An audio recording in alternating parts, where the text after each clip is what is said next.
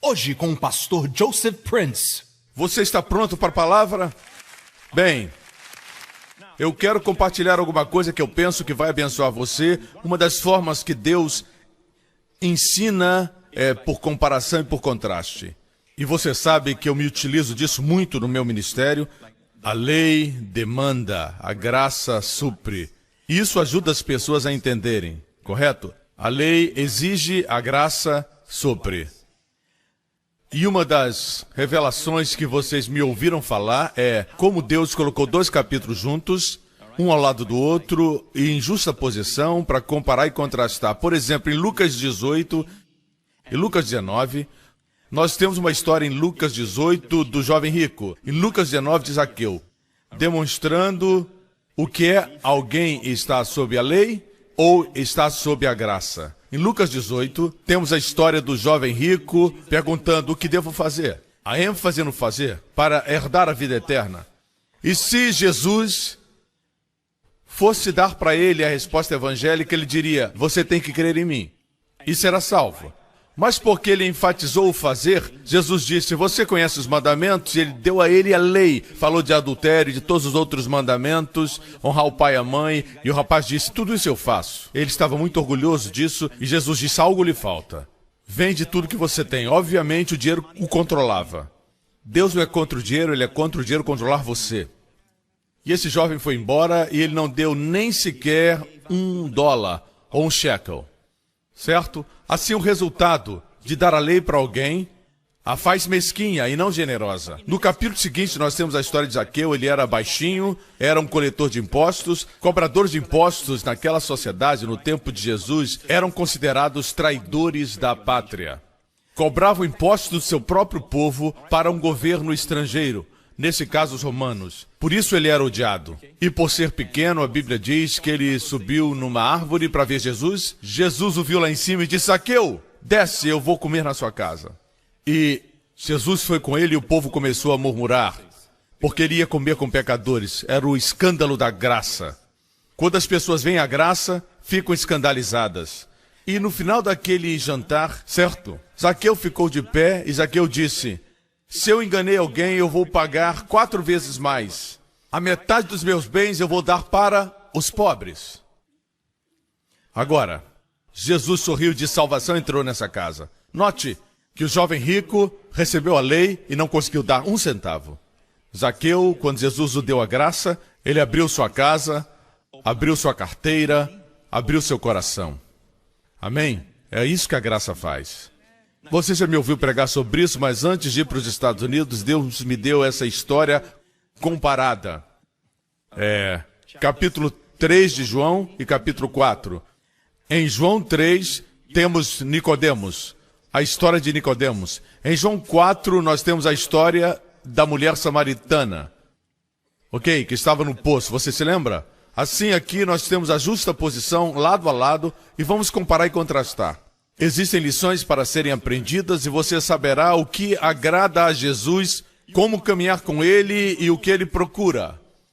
Amém? Em João 3 era Nicodemos. Vamos ler a história. E havia entre os fariseus um homem chamado Nicodemos, príncipe dos judeus. Quando a Bíblia diz que ele era um fariseu e depois um príncipe, significa que era um homem importante, ele era o que havia de melhor entre os fariseus. Ele pertencia ao Sinédrio e Jesus depois o perguntou, você não é um mestre em Israel? No original está a palavra o mestre, o artigo definido o. Assim ele é um fariseu dos fariseus, uma pessoa de estatura, não um fariseu normal. Ok, este homem vem a Jesus de noite. Ele tinha vergonha que os seus colegas e o povo o vissem procurar Jesus. Obviamente Jesus havia despertado nele uma sede para aprender algo novo. Com todo o seu conhecimento e sua erudição e capacidade na Torá, na lei e na literatura rabínica, comparado aos nossos dias, é como se ele fosse um professor da Universidade de Harvard. Mas havia uma fome nesse homem. Ele veio a Jesus. Em João 4 está a mulher samaritana. Vamos comparar. João 3 você tem Nicodemos, um homem. João 4 você tem uma mulher. Contraste. João 3, ele veio a Jesus de noite. Ele não queria que ninguém o visse. Em João 4, a Bíblia nos diz a hora que aquela mulher foi procurar Jesus. E foi na hora sexta, em plena luz do sol. Veja isso.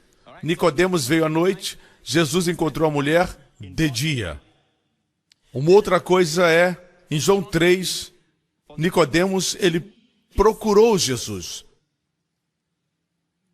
Em João 4, Jesus procurou a mulher. Jesus foi aonde ela estava. A verdade é que muitas pessoas acham que quanto mais você sabe e quanto mais se aprofunda na teologia, mais você conhece a Deus. Mas esse Nicodemos era um teólogo. A mulher samaritana era ignorante quanto à Bíblia. Você sabe quem eram os samaritanos? Os samaritanos diziam que eram judeus, mas não eram. Você encontra essa história em 2 Reis 17. Como o rei da Síria, durante o tempo de Josias, o rei de Israel, o rei da Síria veio e levou cativo Israel porque estava em idolatria, e Deus permitiu que ele viesse e levasse o povo de Israel cativo. Então estabeleceram seu próprio povo, e alguns babilônicos, em Samaria. Os samaritanos afirmavam ser judeus, mas não eram. Eles eram assírios e babilônicos. Mas como os judeus, eles tinham o Antigo Testamento. E eles afirmavam que Deus deveria ser adorado no Monte Gerizim, em Samaria. Assim, os judeus não gostavam deles e eles não gostavam dos judeus. Está entendido? Assim, aqui nós temos um homem que é da alta sociedade. Nicodemos é um judeu de judeus, um fariseu dos fariseus. Em João 4, temos uma mulher pecadora que é samaritana. Um é judeu, uma é gentia. Ok? Com quem Jesus está mais confortável? Em João 3, o homem procura Jesus. Em João 4, Jesus procura a mulher. Olhe para João 4 aqui. Deixou a Judéia e foi outra vez para a Galileia. A história antes dessa é que rejeitaram Jesus, os fariseus e os sacerdotes. Rejeitaram o Messias. O Messias que eles diziam que estava vindo, finalmente veio, correto? Estava profetizado no Antigo Testamento. Eles conheciam o livro, mas não conheciam o autor do livro, que estava diante deles. Eles o rejeitaram.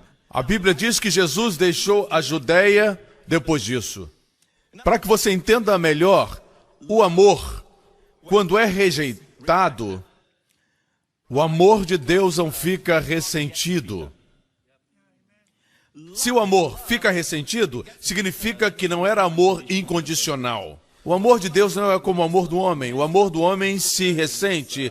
Se provocado, se torna ira. Muitas vezes alguém, quando é rejeitado por outro, o amor dessa pessoa se torna ódio. A pessoa pode até matar. O amor de Deus não é assim. O que Deus faz é virar as costas para aqueles que o rejeitam. Como tem muito amor, ele vai dar para outro. Outra pessoa vai receber, certo?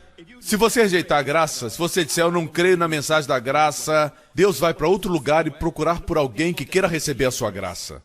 Deus tem tanta graça, Deus tem tanta bondade que Ele quer lhe dar. Você está pronto para receber a graça de Deus? Um pouquinho de graça, um pouquinho de favor faz as coisas fluírem para você. Amém? Eu cheguei à conclusão que 1 ano de graça vale por 10 anos de trabalho. Somente um pouquinho de favor de Deus faz com que as coisas aconteçam para você. Amém? Mas pessoas orgulhosas, que estão cheias de justiça própria, querem fazer por conta própria, não necessitam do Salvador, não necessitam de Deus. Podem se salvar a si mesmos. Amém? Mas aqueles que dizem, eu necessito que alguém me ajude, necessito de um Salvador. Jesus diz, eu sou o seu Salvador, eu sou o prometido. Vocês me escutam? Assim, se examinarmos João 3 e João 4, descobrimos que Jesus está mais confortável com a mulher samaritana. Mas com o teólogo Nicodemos, Jesus até mesmo o repreende. Você sabe como ele se aproximou de Jesus? Veja o versículo 2. Este foi ter com Jesus e disse, Rabi, bem sabemos. Eles sempre sabem. Eles nunca dizem, eu preciso saber como, eu preciso aprender, mas eles sempre dizem, nós sabemos. Nós sabemos que a graça é de Deus, pastor, mas sabemos. Mas Jesus diz, tem que nascer de novo. Tudo que você é, tudo que você tem, precisa literalmente nascer de novo. Isso destruiu o ego dele e o humilhou. Muitos de nós necessitamos ser humilhados antes de recebermos a graça, porque com o orgulho que temos, a graça não pode fluir. Assim como a água busca os lugares baixos, assim é graça. Deus dá graça aos simples, aos humildes. Você me escuta? Assim, em João 3, nós temos Jesus corrigindo um mestre de Israel. Em João 4, Jesus expõe o pecado de uma mulher, mas não com juízo, em amor. Eu estou me adiantando, mas vejamos o que Jesus fez em João capítulo 4. Deixou a Judéia porque o rejeitaram e voltou uma vez mais para a Galileia. E era necessário passar por Samaria. Eu amo essa frase. Ele precisava ir a Samaria. Se você olhar para o mapa de Israel, vocês que estiveram lá, vocês sabem que Jerusalém está aqui e aqui em cima está a Galileia. Jesus ia para a Galileia e ele passaria por Samaria, mas naquela época os judeus não gostavam de passar por Samaria. Eles detestavam os samaritanos. Sabe o que eles faziam? Eles iam pelo caminho mais longo, cruzavam o Rio Jordão aqui, onde hoje está localizado o país da Jordânia, e então cruzavam o Rio Jordão para a Galileia. Em outras palavras, iam pelo caminho mais distante. Mas a Bíblia diz que era necessário passar por Samaria. Por que a palavra necessário? Em uma outra versão diz que ele tinha que passar por Samaria. Porque a mulher estava lá. O Salvador, tendo sido rejeitado pelos seus, tinha tanto amor, tanta graça, que ele sabia que uma mulher precisava desse amor. E aquela mulher buscava amor nos lugares errados. Ela havia tido 5 maridos e vivia agora em adultério. Tem gente que diz, se alguém teve 5 maridos e agora vive em adultério, que se divorciou de 5 e agora vive em adultério, como Jesus procuraria alguém assim? Mas diz que era necessário. Era necessário passar por Samaria. Ele precisava passar por Samaria. Em João 3, o teólogo buscou Jesus. Em João 4, Jesus procurou a pecadora. Você não ama Jesus? Aqui a Bíblia diz, vamos para João 4, assim chegou a uma cidade de Samaria chamada Sicar, perto das terras que Jacó dara a seu filho José. Jesus estava sentado no poço esperando pela mulher. Ela chegou ao meio-dia, no calor do sol, para buscar água. As mulheres não iam buscar nessa hora do dia. É muito quente em Israel ao meio-dia, na maior parte do ano. Assim as mulheres vinham de manhã cedo, quando está fresco, e muitas mulheres se reuniam ali. Mas ela veio sozinha ao meio-dia, quando ela sabia que ninguém estaria lá. Veja, preparando essa mensagem, Deus me fez anotar o seguinte: não tem coisa pior como um coração solitário. Solidão não significa não ter um marido, não ter um parceiro. Você pode ser casado e ser solitário. Alguns já descobriram isso. Solidão não é uma questão de presença ou ausência de uma pessoa ao seu lado. Solidão é um estado do coração que está vazio. E Deus me disse que não existe nada pior do que a solidão. Deus disse, você quer saber a cura? Para que você diga ao povo amanhã, eu disse sim. A cura é estar a sós com Jesus. A cura é estar a sós com Jesus. Agora, isso significa que solidão é diferente de solitude.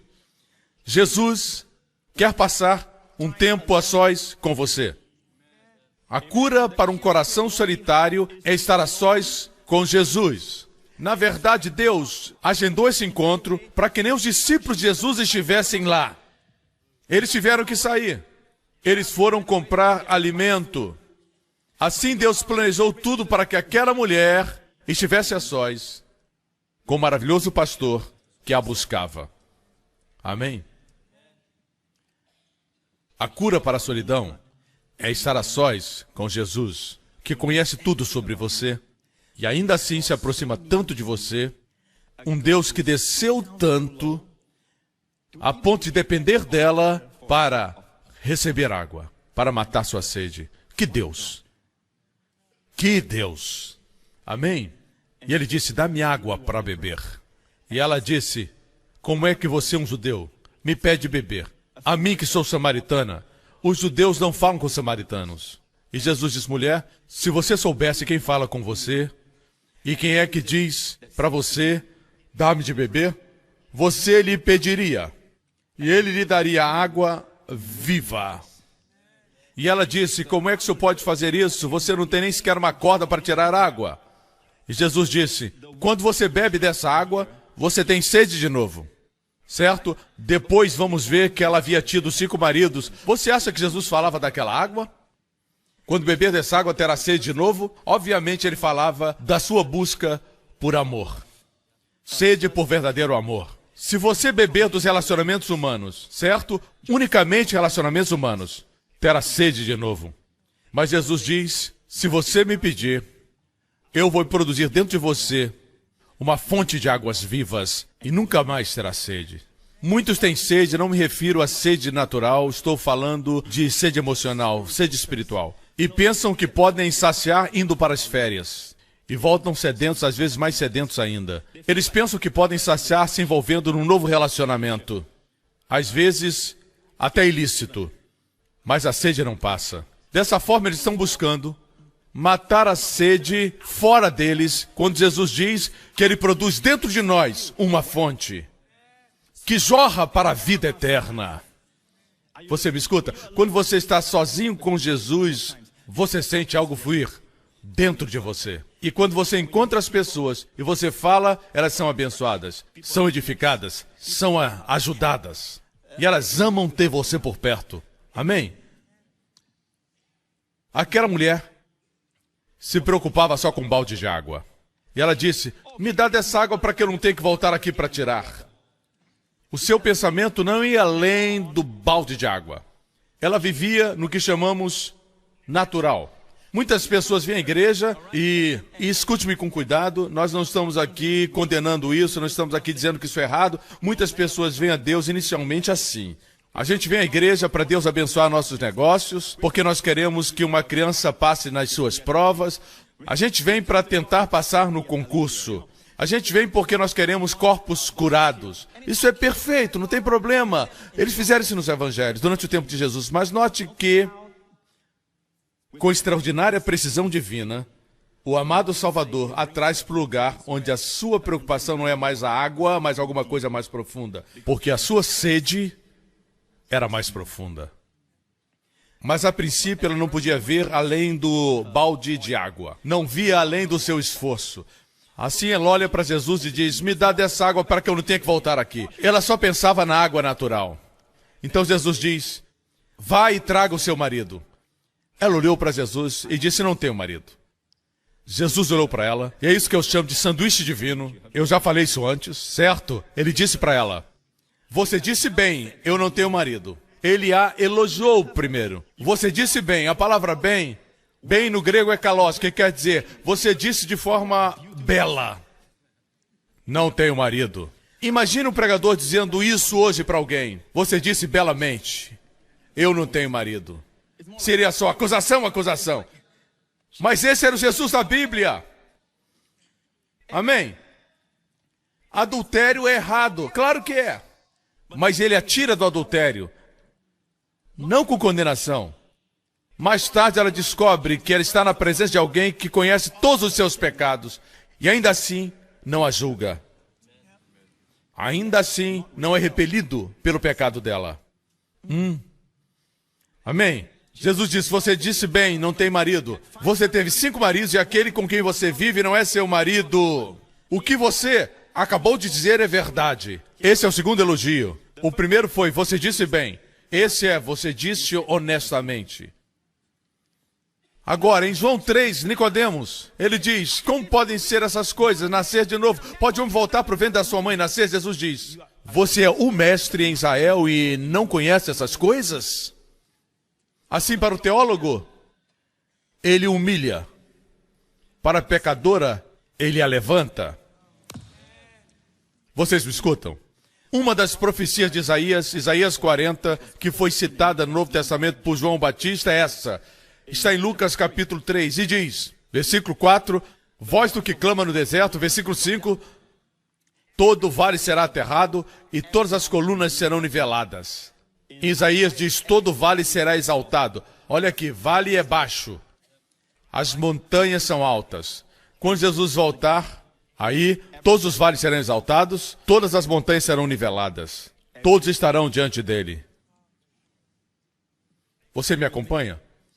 Meu conselho é que você fique nos lugares baixos. E você terá muito favor. Não chegue dizendo, eu sei. Pastor Prince, eu sei. Antes do senhor falar, eu já sei. Você sabe de tantas coisas, é por isso que Deus está dando muito favor para você. Não venha com essa atitude. Amém? Alguns pensam, só porque escrever um livro, que será um best-seller. Não, se o favor de Deus não estiver nisso, não será. Alguns pensam, se eu aparecer na televisão, certo? Vou ser reconhecido. Muitas igrejas e ministérios foram para a televisão e tiveram que cancelar depois seus programas porque não tiveram dinheiro. Muitos ministérios. Estar na televisão não quer dizer que você vai ser bem-sucedido e vai dar certo. Você me entende? O melhor é isso, ficar nos lugares baixos. Seja humilde. Jesus disse, todo que se humilha será exaltado. Todo que se exalta será humilhado. Todo vale será exaltado e toda montanha será nivelada. João 3, o sujeito vem como um teólogo. E Jesus gentilmente o coloca no seu lugar. A mulher samaritana, Jesus a levanta. Você me acompanha? Bem, por que Jesus revelou o pecado dela? Por quê? Porque Jesus fez questão que ela soubesse que ele sabia que ela tinha tido 5 maridos. Ele estava somente expondo os pecados para envergonhá-la? Não, eu disse para vocês que Deus preparou tudo para que mesmo os discípulos não estivessem lá. Ela estava a sós com Jesus. Você sabe por quê? Ele queria que ela soubesse que ele sabia tudo, porque você nunca sabe que realmente é amado, até que você sabe que aquela pessoa sabe tudo sobre você e ainda o ama. Quando você está namorando, você coloca a sua melhor face, correto? E você sempre fala as coisas certas, responde do jeito certo. Digamos que você odeie, eu digo odeie peixe. E ela ama peixe, ela gosta de peixe. E ela diz, vamos a um restaurante de frutos do mar. Você diz, ok. Assim você sempre apresenta o seu melhor lado. E o fato é que, finalmente, aquela pessoa se apaixona por você. E lá no fundo do coração, você nunca está seguro que você é amado. Você tem que manter a fachada. Pior é que você casa. Depois de alguns meses, ok? A sua sogra convida você para uma peixada. Então, você escuta o marido dizendo, eu detesto peixe, eu detesto peixe. Quando eu penso em peixe, eu quero vomitar. E ela...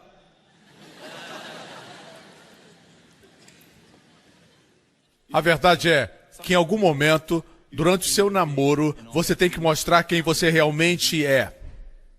Amém? Pode existir um ronco que ela não sabe que havia, ela tem que saber. Quem tem ouvidos para ouvir, ouça. Eu não estou dizendo que tem que ser no primeiro dia de namoro, claro que não. Mas o que me refiro é que você tem que ser você mesmo e a outra parte tem que amar você. Se a pessoa conhece tudo de bom a respeito de você, conhece tudo de mal a respeito de você e ainda ama você, isso é amor. Amém? Assim Jesus estava trazendo essa mulher para um lugar onde ele queria que ela soubesse que ele sabia de tudo. Apesar dos seus pecados, ele conhecia os pecados dela, queria que ela soubesse que ele sabia tudo. Que ela não precisava enganá-lo, ele conhecia os seus pecados e mesmo assim ele se aproximou. Ele não foi repelido por seus pecados. Sabendo de tudo, pediu água. Eu amo esse Jesus. Amém? Agora, escute. Aquele homem, João 3, Nicodemos, veio a Jesus à noite. Com a samaritana foi ao meio-dia. Ok? Nicodemos depois se salvou. Correto? Mas a mulher foi salva imediatamente. E se tornou imediatamente uma evangelista. Ela foi para a sua cidade e disse... Não esqueça que ela evitava as pessoas, porque era pecadora. O pecado a tornou solitária. Mas agora ela foi para a mesma cidade... E gritou, venha, veja um homem que disse tudo sobre mim. Uau! Ela não foi para o seminário. Não sou contra seminário. Estou dizendo que não precisou de 2 ou 3 anos de curso. Ela se tornou evangelista imediatamente. Pastores e líderes, escutem. A graça faz o nosso povo se tornar aquilo que nós esperamos que eles se tornem. Ela se tornou uma evangelista. Com qual Jesus estava mais satisfeito? Com a mulher no poço. Por quê? Depois os discípulos chegaram, ela tinha deixado o seu cântaro. O que isso nos diz?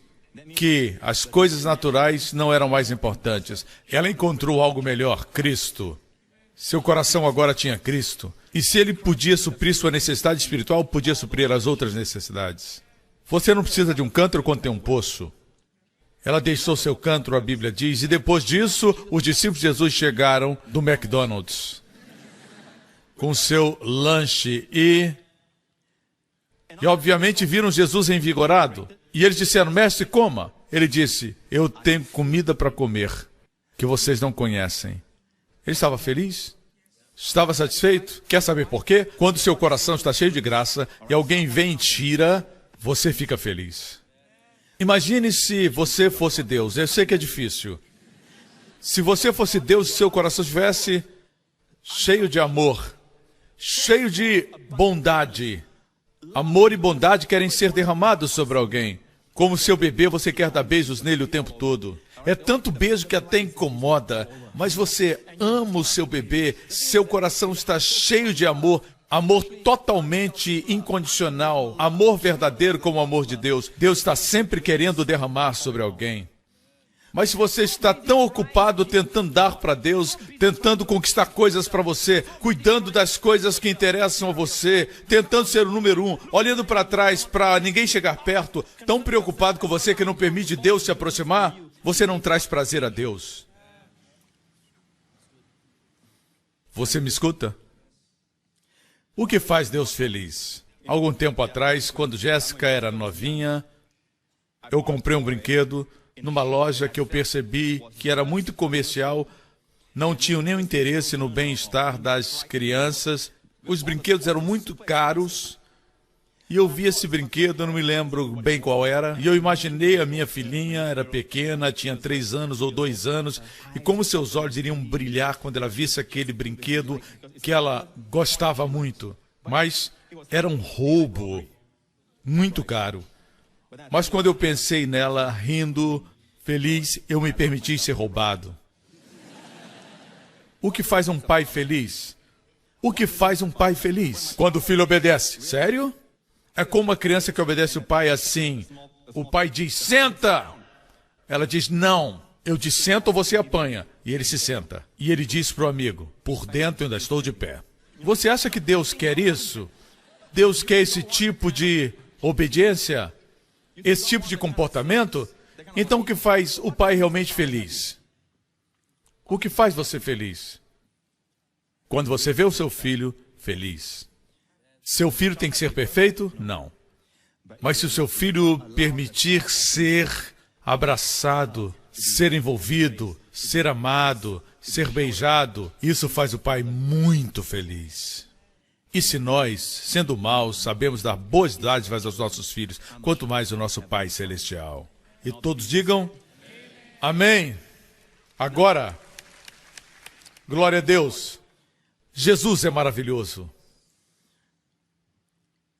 Outra coisa que precisamos ver é que Nicodemos, finalmente,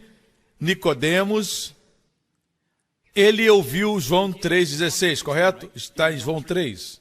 Esse texto foi uma correção para a mente judaica que diz que Deus é somente para a nação de Israel.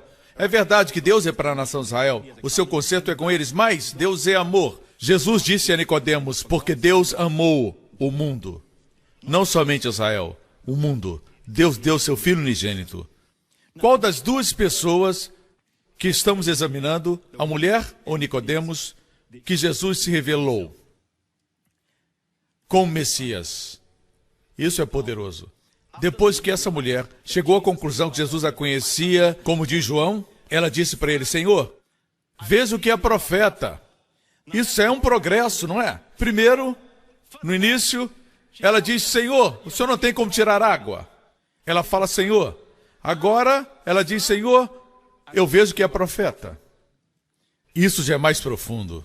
Então ela diz, eu sempre tive essa pergunta. Ela diz, nosso povo diz que devemos adorar aqui no Monte Gerizim. Os judeus dizem que devem adorar em Jerusalém. Jesus disse, mulher, crê em mim, a hora vem, e já chegou em que o Pai procura verdadeiros adoradores que o adorem em espírito e em verdade. E o fato é que Jesus a procurou, significa que aqueles que recebem sua graça são os únicos que podem adorá-lo em espírito e em verdade. Amém. Veja que Deus é santo, mas não foi repelido pelo pecado dela. Ele se aproximou, ele se curvou e até mesmo pediu um favor. Muitos não fariam isso. Eu nunca vou pedir nada dela. Afinal de contas, ela vive em adultério. Mas Jesus se curvou e pediu um favor. Isso mudou a vida dela. Então, ela disse, quando o Messias vier, eu sei que quando o Messias vier, ele vai dizer tudo. Jesus disse para ela, eu que estou falando com você, sou o Messias. Existem muitas versões diferentes para esse texto, mas no original, o que Jesus de fato disse para aquela mulher foi, eu sou. Eu sou. Moisés perguntou a Deus, qual é o teu nome? Para que eu diga ao povo de Israel, quando perguntarem teu nome, diga para eles, eu sou. Quem eu sou? Ela disse, quando o Messias vier, Jesus disse, eu sou. Uau! Nicodemos nunca ouviu Jesus dizer isso, eu sou o Messias. A mulher ouviu Jesus dizer, eu sou. Uau! Eu fico animado. Quando eu estudo esse tipo de coisa, eu fico animado. Na verdade, eu recebi isso quando estava indo para os Estados Unidos. Eu estava no avião, enquanto refletia, o senhor me falou e disse, você tem que pregar isso na igreja de Austin. Ele está sendo criticado por teólogos, porque ele fala aos pecadores. Ele fala com ilustrações simples, mas poderosas. E os teólogos não gostam disso. Eles querem que todos falem como eles falam.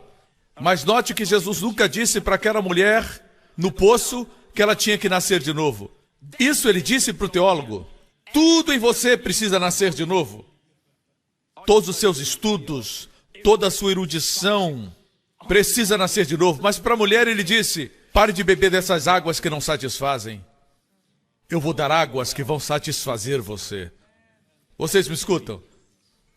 E Deus disse, esse é o ministério de Joel Osteen. E eu preguei essa mensagem um pouquinho na sua igreja em Lakewood, alguns domingos atrás. E eles amaram. Amém? Não espere que todos sejam iguais. Joel Osteen, ele vai aos shows da Oprah, ele realiza grandes conferências e 90% das pessoas que escutam o ministério de Joel Osteen não vão à igreja. São pessoas que estão no mundo. Não estão acostumados a receber exposições longas da Bíblia, mas Jesus usa ilustrações simples como a água. Ele nunca citou para ela o Antigo Testamento, mas para Nicodemos, Jesus citou o Antigo Testamento. Como Moisés levantou a serpente, assim o Filho do Homem deve ser levantado e se tornar pecado na cruz. Porque Nicodemos conhecia a sua Bíblia. A mulher não conhecia a Bíblia. Por isso Jesus não citou a Bíblia. Esse é o ministério de Joel Osteen. Ele cita muito a Bíblia, mas o alcance do seu ministério é mais para as mulheres samaritanas. Amém? Temos que aprender e receber diferentes dons e ministérios no corpo de Cristo. Ok? Amém?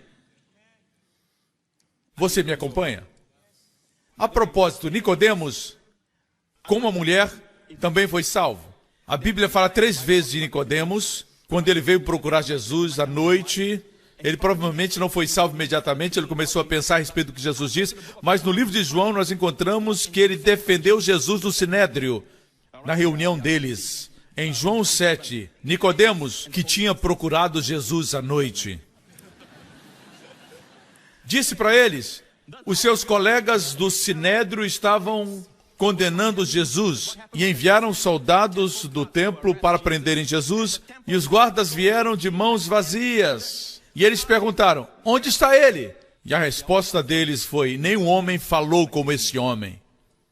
E os fariseus ficaram irados e começaram a condenar Jesus. E Nicodemos ficou de pé, aquele que procurou Jesus à noite, e disse: a nossa lei condena alguém sem primeiro ouvi-lo para saber o que ele está fazendo? A gente conclui que, provavelmente, nesse tempo, ele já havia sido salvo. Mas era um crente secreto. Deus usou, sim, mas eu gosto da mulher. Imediatamente ela se tornou evangelista. Não precisou fazer curso. Não foi para o Instituto Bíblico. Eu não sou contra o Instituto Bíblico. Vá, se Deus mandou você ir, vá. Eu penso que essa igreja é o Instituto Bíblico todos os domingos. Agora, a terceira vez que nós vemos Nicodemos foi quando Jesus foi crucificado. Ele morreu à tarde. Seu corpo foi retirado da cruz e José de Arimateia veio com Nicodemos. E José de Arimateia era um homem rico, era um crente em Jesus, e ele deu a Jesus seu túmulo que ele tinha preparado para si mesmo.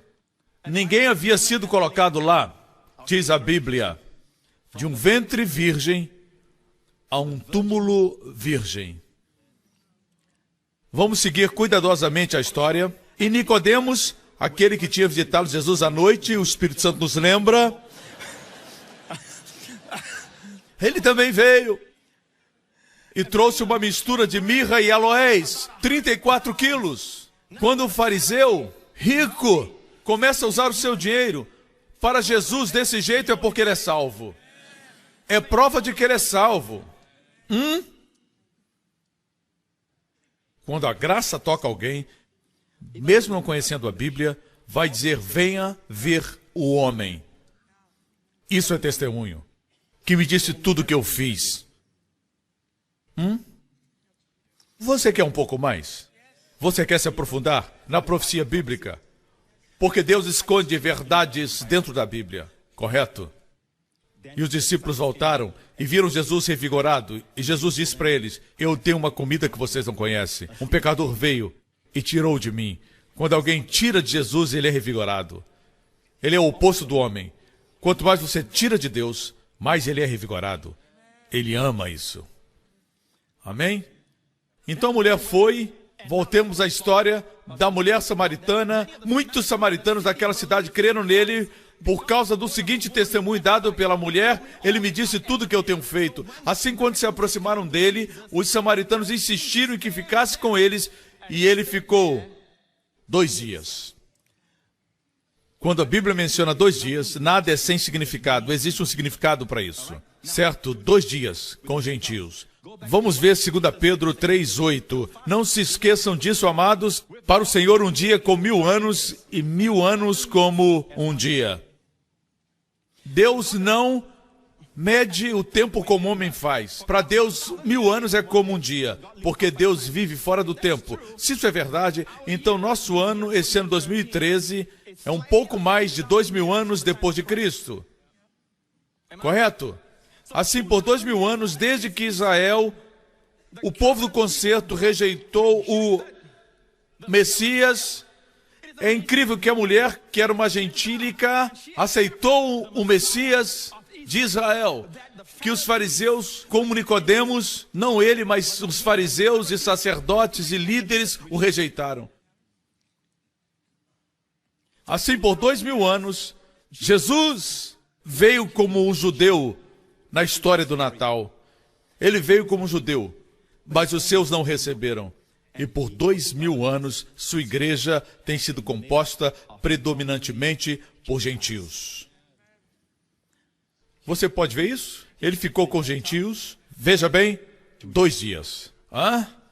Veja agora, 2000 anos com gentios. Versículo seguinte: e por causa de sua palavra, muitos outros creram. Disseram a mulher: agora cremos, não somente por causa do que você disse, nós ouvimos e sabemos que ele realmente é o Salvador do mundo. Depois daqueles 2 dias, ele partiu para a Galileia, para Israel.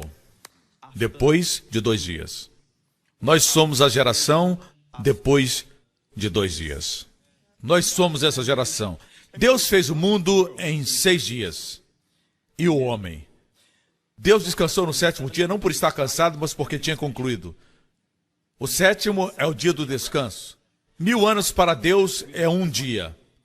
A história da humanidade, desde Adão, é de 6.000 anos. De Adão a Abraão, 2.000 anos. De Abraão a Jesus, 2.000 anos, 4.000. De Jesus ao nosso tempo, 2013, dá um total de 6.000 anos. Você está acompanhando? E os 1000 anos de descanso estão chegando na Terra. Você está me escutando? Nós somos essa geração. Se você me perguntasse onde eu gostaria de estar, se voltássemos ao tempo da Bíblia, eu diria nenhum. Eu quero estar nessa geração. Não por causa do Facebook ou Twitter, não. Mas porque temos mais revelações na geração final. Porque nós estamos vivendo na geração de Benjamim. Nós aprendemos deles. O apóstolo Paulo teve revelações que nós nem podemos nos imaginar. Existe um grande exército de pessoas que estarão prontas quando ele vier. Não temos mais o que esperar. Depois de 2 dias, 2013 são 2.000 anos depois de Jesus. Deus planejou dividir o tempo pelo ano Domini. 2013 AD. E depois de 2.000 anos, Jesus voltará a olhar para Israel. Em 1948, Israel renasceu depois de 2.000 anos e se tornou uma nação. E o mundo não percebeu que uma profecia havia se cumprido. O mundo odeia Israel. Muitas pessoas querem destruir Israel. Mas eu quero dizer para você, Israel pode ser pequena, mas o Deus dela, aquele que protege Israel, nem cochila nem dorme. Deus cuida do seu povo Israel. É por isso que Hitler odiava os judeus tanto, certo? E tentou destruí-los. Mas deixe-me dizer a você, as grandes invenções vieram através desse povo. Na tecnologia, na ciência, na medicina, que abençoaram a humanidade. Eu não tenho dúvida de que a cura para a AIDS, a cura para o câncer, morreram no Holocausto. O diabo queria um pouquinho mais de tempo, mas Deus usou esse povo até mesmo para nos dar o Facebook, porque o Criador é um judeu. Amém?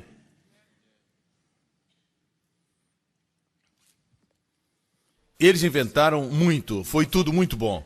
Mas vamos voltar ao texto, porque temos que concluir. Deus escondeu a história de João 3 e 4 no Antigo Testamento. A profecia de Jacó. Abraão gerou Isaac, Isaac gerou Jacó. Jacó, já velho, juntou seus 12 filhos e profetizou sobre eles um a um. E chegou a vez de José, seu filho favorito. E para José ele disse, José é um ramo frutífero junto à fonte. Seus ramos correm sobre o muro. Os muros falam da separação entre os judeus e os gentios. Mas a bênção de José seria tal que passaria por cima do muro e abençoaria os gentios. Foi profetizado, não esqueça da história. Voltemos a João 4:5. Foi, pois, para a cidade de Samaria, chamada Sicar, junto à herdade que Jacó tinha dado ao seu filho José. E aqui que a história acontece. Quando Jesus se assentou junto ao poço, ele estava cumprindo a profecia de Jacó. 2.000 anos antes. José, e aqui temos o José Celestial, Jesus, é um ramo frutífero junto à fonte, cujas bênçãos alcançarão os gentios. Que cumprimento maravilhoso, você pôde ver isso? E não somente isso, ele está abençoando enquanto descansa, abençoando quando estava cansado. Isso é lindo. Se ele abençoa quando está cansado, descansando junto ao poço, quanto mais quando ele está forte. E agora ele está forte à destra do Pai. Amém? Vamos concluir a última parte. Deus também escondeu outra história. Jesus disse a Nicodemos, como Moisés levantou a serpente no deserto. Analisemos essa história. Vamos para Números 21. Todos digam Números 21. Diga 21 3 vezes. Se alguém perguntar onde está a história que Jesus contou para Nicodemos, como Deus levantou a serpente de bronze, Você conhece a história. O povo murmurou, as serpentes vieram, morderam e eles estavam morrendo. Então Deus disse a Moisés: toma uma serpente feita de bronze e coloca numa cruz, à semelhança de Jesus, e levanta bem alto. E todos os que forem mordidos, quando olharem para a serpente, viverão. Em João 3, Jesus cita o Antigo Testamento para Nicodemos. Como Moisés levantou a serpente, importa que eu seja levantado. Ok? Isso aconteceu em Números 21. Moisés fez uma haste e os filhos de Israel foram para o acampamento de Obote. E depois de partirem de Obote, alojaram-se em Iji-Abarim, ao sol nascente. É a primeira vez, veja bem, o povo de Israel se acampou em muitos lugares durante os 40 anos que estiveram no deserto. Nesses 40 anos, essa foi a primeira vez que eles viraram na direção do sol nascente. Isso quer dizer que a história da serpente de bronze aconteceu espiritualmente à noite. Como em João 3. Sol nascente. A história da mulher aconteceu durante o dia. Existe também um poço em Números 21? Você acha que tem? Se em João 3 está escondida uma serpente de bronze, deve existir também um poço oculto. No verso 16 do mesmo capítulo, e partiram para Beer. Beer é poço em hebraico, este poço do qual o Senhor disse a Moisés: ajunta o povo e eu lhe darei água. Então Israel cantou este cântico: brota ao poço, cantai dele. Esse poço é uma pessoa. Tudo no mesmo capítulo. João 3 estava escondido lá, João 4 também estava. E o triste é que Moisés disse para o povo de Israel: cantem, brota o poço. Era para Israel se alegrar. Mas Israel rejeitou a plenitude da graça quando ela veio. E Deus não os destruiu. Deus se virou e foi para os gentios. E os gentios receberam com alegria. Amém. Eu imagino quantos de vocês hoje querem vir a Deus na necessidade, no seu pecado, saber que Ele não vai ser repelido por Ele. É por isso que Ele veio. Mas se você disser: não estava estressado, só estava preocupado. Não, eu não estava irado, eu só falei mais firme. Não, eu não estava com raiva de você, eu estava somente pensando. Assim estamos sempre na defensiva. Por quê? Estamos na defensiva porque não estamos seguros de que nossos pecados estão perdoados. É por isso que estamos na defensiva. Nossa esposa diz algo e a gente pá. Você também é culpada. Somos assim, né? Ninguém está isento dessas coisas. Eu tenho no meu último livro uma ilustração, e quero concluir com ela, de um livro caixa, quando um homem de negócios deve muito dinheiro ao banco e deve a muita gente, certo? Uma tremenda obrigação financeira, tem uma grande dívida. Quando ele chega ao escritório, não quer abrir o livro caixa, porque está tudo em vermelho. Quanto mais ele olha, mais ele se desespera. Aí ele diz para a secretária: vai, olha tudo e o que temos que pagar. Se tiver dinheiro, pague a conta. Eu não quero ver. O senhor não quer saber quanto? Não me diga quanto eu devo. Ele se sente angustiado até em ver o livro caixa. Ok? Um dia, um amigo dele, que é muito rico, um magnata, fica sabendo da dívida e decide pagar tudo. Pagar tudo. Com milhões de sobra para que ele não se preocupasse mais com as suas dívidas no futuro. Uau! Um dia ele chega no escritório, não tem ninguém lá, ele vê o livro caixa e abre. Ele sabe que foi pago. Uau, eu não sabia que eu devia tanto. Uau, olha isso, isso é louco. Graças a Deus que eu não sabia que devia tanto. Eu ficaria louco, ficaria maluco. Eu não sabia que eu devia tanto, agora ele está rindo. Quanto mais ele vê, mais ele se enche de gratidão por seu benfeitor, que pagou sua dívida. O que estou tentando dizer é isso. Não temos mais problemas em sermos francos a respeito dos nossos pecados. Confessamos, não temos mais problema, porque sabemos que foram perdoados. Não ficamos mais na defensiva. Reconhecemos que temos um problema. Ore por mim, eu tenho esse problema. Eu sou muito sensível. Não é sua culpa, querida. Sou eu. Ore por mim. Você pode falar desse jeito. Mas quando você não sabe que está perdoado, então quando a sua esposa diz, você tem esse problema. Você também tem. Eu não uso essas expressões na América, eu sei que essas expressões são típicas de Singapura. Vocês são privilegiados. Está tudo perdoado. Seus pecados estão perdoados. Não existe mais registro de dívida para você. Amém? Quando você olha, está escrito pago. Aleluia. Mas se eu der uma bobeira hoje à noite, pastor, está perdoado. Alguns pensam que se cremos assim, damos licença para as pessoas pecarem, mas Jesus pensava de forma diferente. Ele cria que quando alguém é perdoado, ama muito. E essa mulher se tornou imediatamente uma evangelista, porque sabia que estava perdoada. Eu não sei de você, mas tem horas que eu tenho vontade de estar sós com Jesus. Quando estiver a sós, pare e pense que este Jesus conhece tudo sobre você. Suas orações não precisam ser perfeitas, você não tem que enunciar, não tem que usar um português erudito e corretíssimo, amantíssimo soberano, neste momento precioso, venho à tua augusta presença, soberano, ajudai-me, ajudai-me. Nada disso. Você diz, Senhor, me sinto tão mal, Senhor. Estou feliz porque o Senhor não me deixa, mesmo quando eu me sinto mal. Ó, Senhor, aquela garota é linda. Senhor, eu não vou desejá-la, mas ela é linda. Uma obra de arte, Senhor.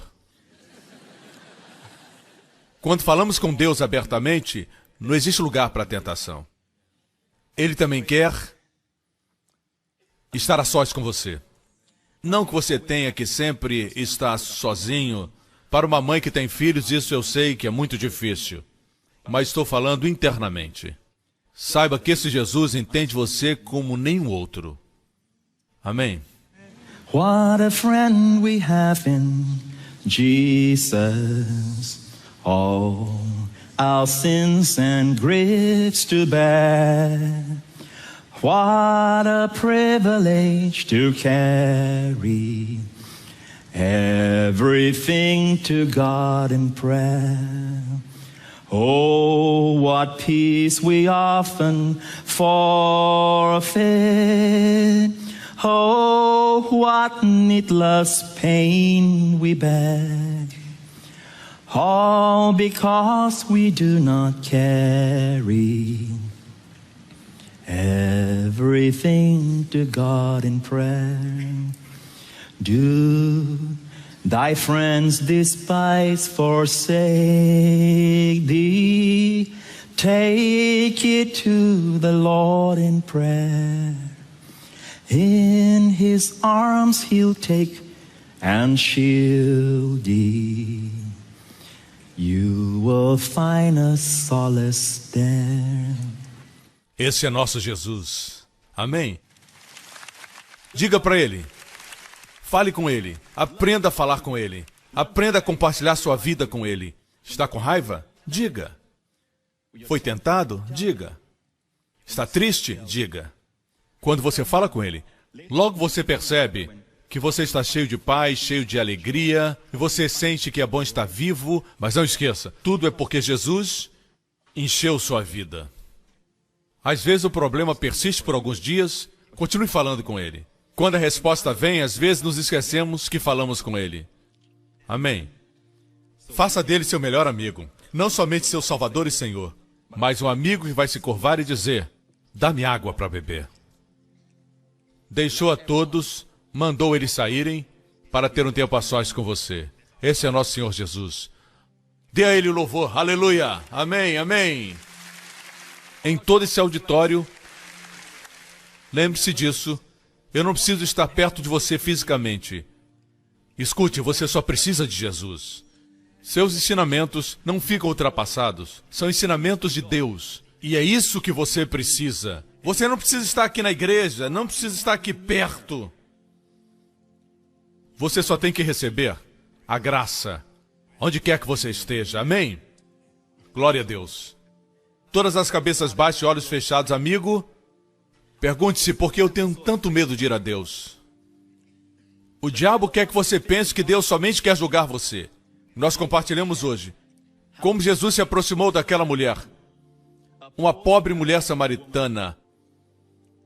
Ele se curvou e pediu dela um copo de água para matar a sua sede. Ele veio de longe para encontrá-la. Ele a amou. Ele veio de longe para nascer como um bebê, sabendo que nasceu para morrer naquela cruz. E quando ele foi pendurado na cruz, a culminação de todo o plano amoroso de Deus de ter uma família se cumpriu. Deus levou todos os seus pecados, tudo que poderia impedir a sua comunhão e amizade com Deus, e colocou em Jesus. Se você acreditar em Cristo hoje, não existe nada que se interpõe entre você e Deus. Todos os seus pecados são perdoados, passado, presente e futuro. Você pode falar com Jesus como um amigo. Ele nunca vai ser repelido por você ou por seu pecado. Ele ama você e quer se aproximar de você. Tem uma necessidade? Entregue a Ele e receba a plenitude da sua graça. Se você está aqui hoje, amigo, você nunca recebeu Jesus como Salvador e Senhor. Se em algum momento seu coração parasse de bater, você tem a certeza que seus pecados são perdoados? Que Deus é seu Pai, que o céu é o seu lar, que essa terra é somente temporal? Você tem a certeza que seus pecados estão perdoados? Se não, meu amigo, sele esse pacto hoje. Amém? Sele! Não deixe esse lugar da mesma forma que você veio.